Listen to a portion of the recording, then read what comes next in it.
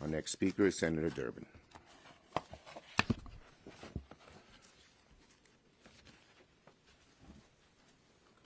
Thanks, Senator Schumer. With the Epstein files, the Trump administration had an opportunity to secure a win for survivors, for accountability, and for transparency. But after mishandling the files for a year, it took an act of Congress to force Pam Bondi and Kash Patel to even consider providing justice. Even after the passage of the Epstein Files Transparency Act, the Trump administration decided to violate federal law to protect the rich and powerful. The law required DOJ to produce the files by December 19th, yet the vast majority of those files were not produced until January 30th, 42 days later.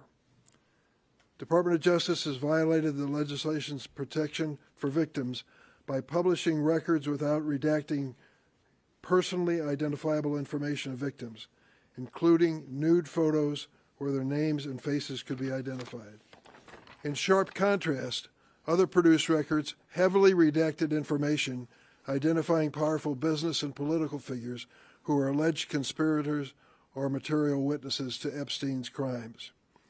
Violations of the Epstein Files Transparency Act continue as the Department of Justice has yet to produce all Epstein-related records required by law and has removed thousands of records from the website beyond those that inappropriately identify victims.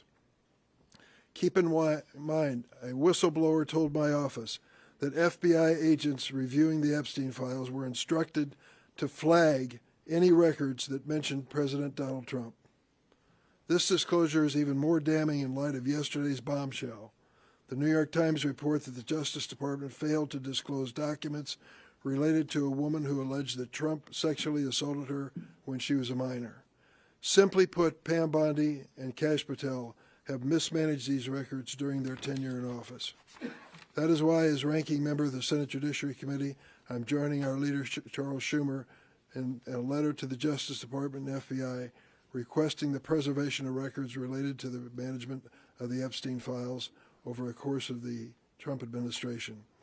Preserving federal records and safeguarding information critical to congressional oversight is a legal obligation that all department employees are required to meet. As I told General Bondi during last year's Judiciary Committee oversight hearing, quote, "Eventually you're going to have to answer for your conduct in this. You won't do it today, but eventually you will." The survivors deserve better. It's clear that Donald Trump and his Republican enablers are executing a cover-up and conceal strategy. Heads are rolling at the highest levels of the United Kingdom. Will heads roll in the United States? When will the Trump administration come clean with the survivors and the American people? The sooner, the better. Next,